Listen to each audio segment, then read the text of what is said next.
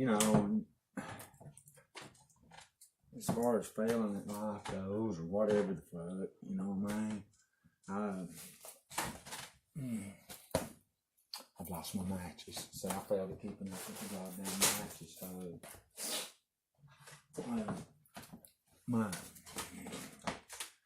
now I got kids. I got a lot of fucking kids, you know. But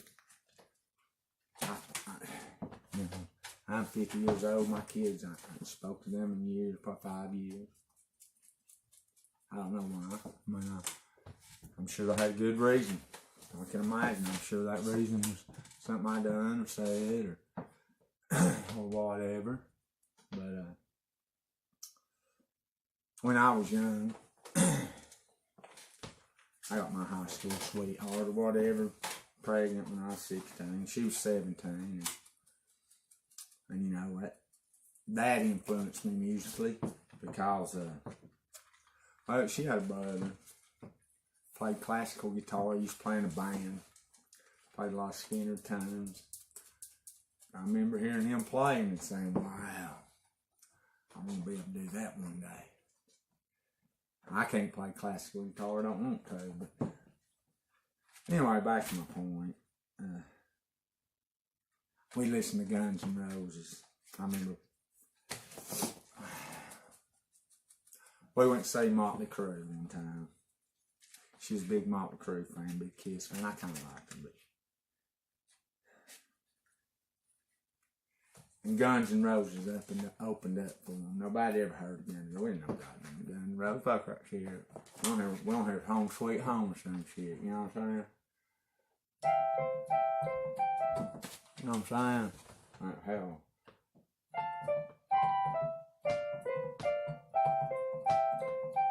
I don't remember how it goes. God dang it.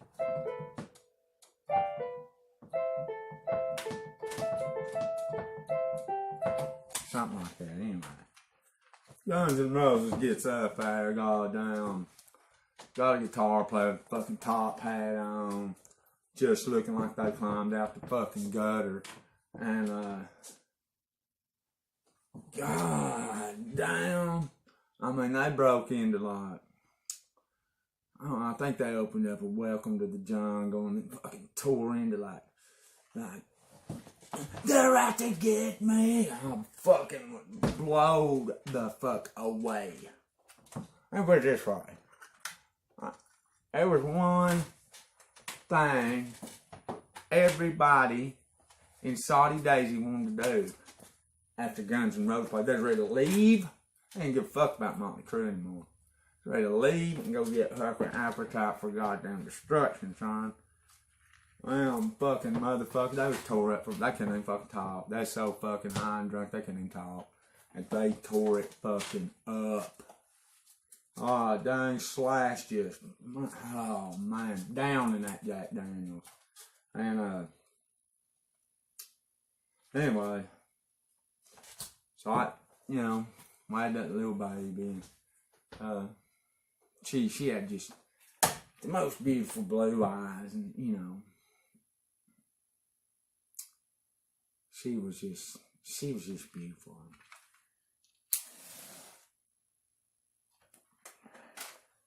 I was 16 years old. She was all that mattered, you know what I mean? And, I remember that song on that album, and, I liked getting up some night. I mean, I had to go to school, I had to work, and, you know, made $4.25 an hour at a pizza place, lived in town where everybody fucking hated me. I had to deliver pizza, all people fucking hated me and shit. But that's my own fault, whatever. Anyway, on that album, it was like, she's got a smile that it seems to me reminds me of childhood memories. I'll say. She's got a smile that it seems to me reminds me of oh, damn it! Cut.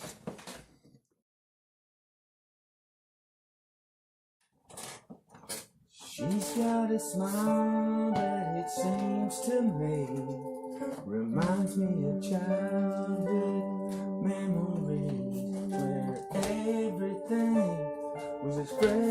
as the bright blue skies. Now and then when I see her face, she takes me away to that special place. If I stare too long, I'd probably break down and cry. Oh, sweet child of mine.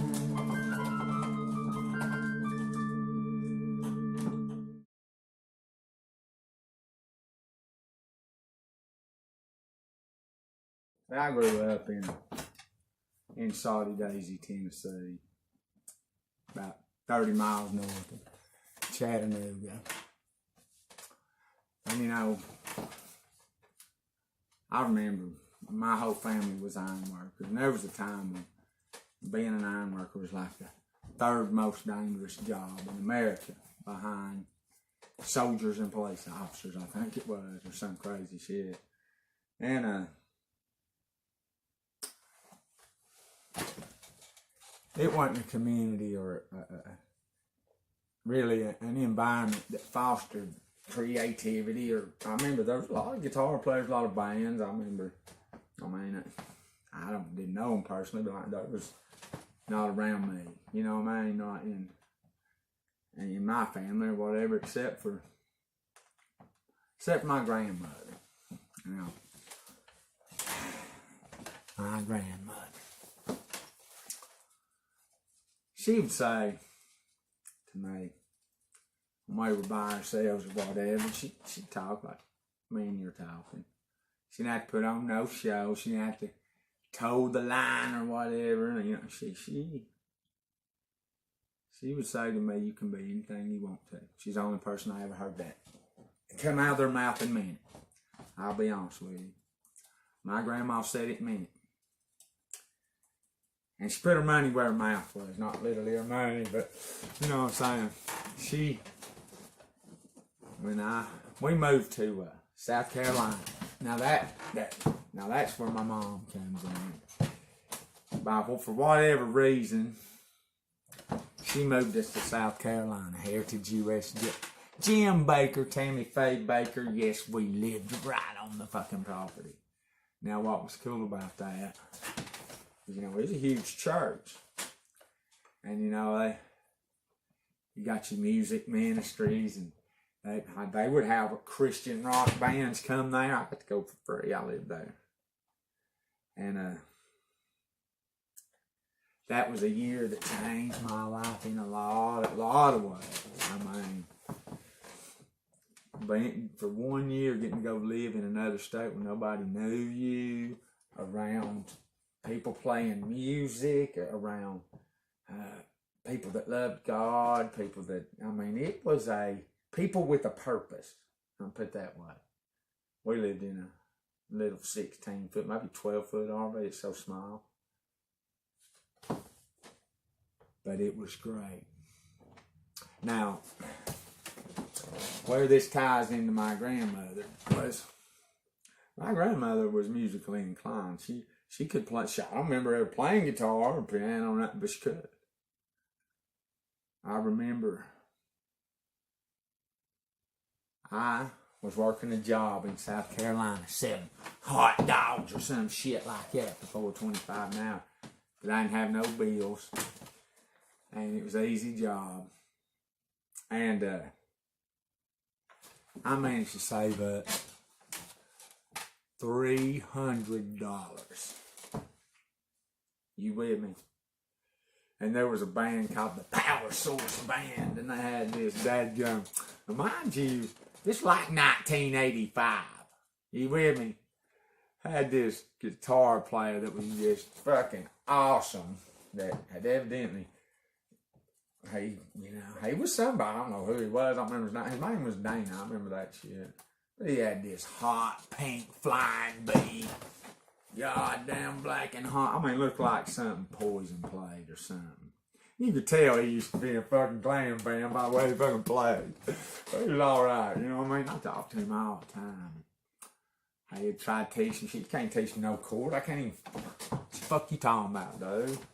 I didn't say that to him. I liked it. Boy, I had it.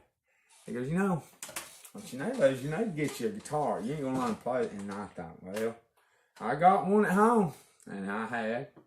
It was one that I had climbed in a dumpster and got this old bass out that had 2 strings on it, and I straight wired it into a fucking radio. And that was and I drove my mom crazy with that shit. That might be why I moved. I don't fucking know. But he says, no guitar, I got one I'll sell you cheap. Went and asked Mom for me. Of course, she, you know, if I can't save that and get she got down there and buy it. I mean, you know what I mean? Hell, she's probably glad we left that bass up here. But, you know, we moved back. I saved up the money. I got that fun. It was a Jackson Charvel too. You know, but it was badass. I mean, if I can find that guitar today, though. Anyway, I'm up there twanging. My grandmother yells at me. And I thought she was going to tell me to stop. She said, bring that guitar here. You need to tune it.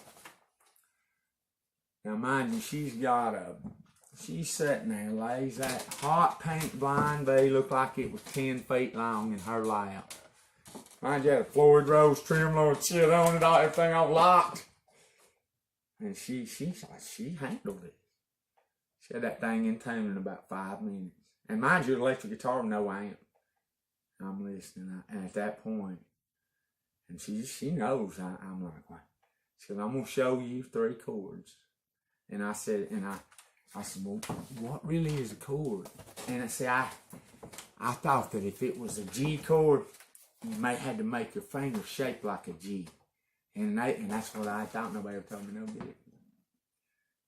And my granny says, no, he goes, every good boy does find some shit. I don't remember what it was. Something stupid. But I couldn't remember it. I tried. E-A-D-G, and while I listened to it, she goes, I'm going to show you a G, D, and a C. Or it might have been G, D, and A, I don't remember what it was. And she showed me that first one. And we sat there till I had it, had them partially down. I could just strum it, hit all strings, make all kinds of loud racket. Didn't make any fucking sense. But my grandmother picked them 3 chords out, and it sounded like the first 3 chords Freebird to me. And at that moment, right now, my fucking Mama can play Freebird, you know what? And I'll give my granny credit. She was the person that taught me my first 3 chords on guitar.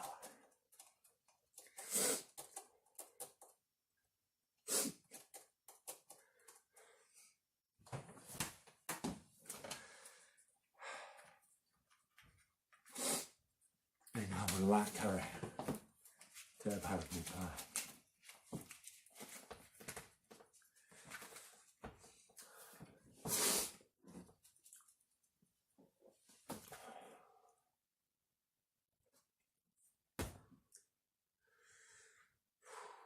Day late and a dollar short, you know what I mean?